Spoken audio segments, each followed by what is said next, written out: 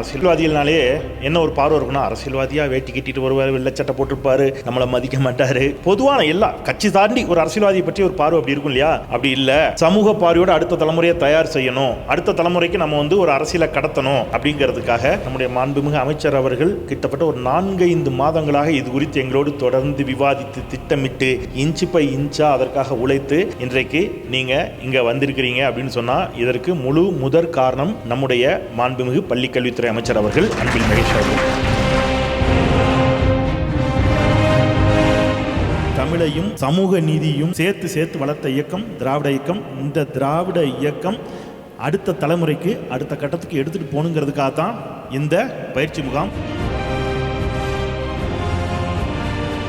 மாண்புமிகு தமிழ்நாட்டினுடைய முதலமைச்சர் மட்டுமல்ல, நம்முடைய மாண்புமிகு விளையாட்டுத்துறை அமைச்சர் உதயநிதி ஸ்டாலின் அவர்கள் தான் இந்த கலைஞர் ஆர்மி அப்படிங்கிற பேரை சூட்டினார் நமக்காக. அவர் பல இடங்கள்ல தம்பிங்கள்ட்ட பேசும்போது சொல்லுவார், நான் மட்டும் கலைஞர் பேரன் இல்ல, அன்பில் மகேஷ் மட்டும் கலைஞர் பேரன் இல்ல, நம்ம எல்லாருமே கலைஞரோட பேரன் தான் அப்படின்னு அழுத்தம் திருத்தமா சொல்றதுக்கு காரணம் தெரியுமா? அவர் வெறும் தாத்தான்னு சொல்லி என் குடும்பத்தோட நான் சுருக்க கூடாது.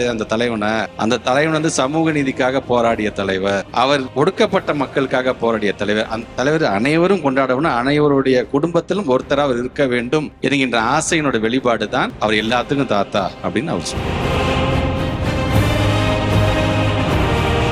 ஒரு உண்மையான குடிமகனாக நாம் இருக்க வேண்டும் என்று சொன்னால் ஒரு இயக்கத்தோட கொள்கை என்ன, எதற்காக இந்த இயக்கம் முதல்ல ஆரம்பிக்கப்பட்டது, இந்த இயக்கத்துடைய கொள்கைகள் என்னவாக இருந்தது. திமுக கொள்கைன்னு சொல்றாங்களே, கலைஞர் கொண்டு வந்த 50 முழக்கத்துல எல்லாமே அடங்கிடுது. ஆக இதெல்லாம் இந்த 50 முழக்கத்தை நீங்க தெரிஞ்சு கொள்ள வேண்டும், ஒவ்வொருத்தருடைய அர்த்தத்தையும் நீங்கள் தெரிந்து கொள்ள வேண்டும் அப்படிங்கிறதுக்காகத்தான் இன்றைக்கு இது போன நிகழ்ச்சி. இது ஒரு கலந்துரையாடலாக, ஒரு கிளாஸ் கூட கிடையாது. உங்ககிட்ட கலந்து பேசி ஃபர்ஸ்ட் நம்மளுடைய அறியாமையை நான் போக்க வேண்டும். ஐயோ எனக்கு இவ்வளவுதான் தெரிஞ்சிருக்கா, எனக்கு இதெல்லாம் இன்னும் தெரியலையா, இப்ப நான் தெரிஞ்சுக்கணுமா அப்படின்னு உங்களை அறியாமை போக்க வேண்டும் அப்படிங்கிறதுக்காகத்தான் இதை வந்திருக்கோம்.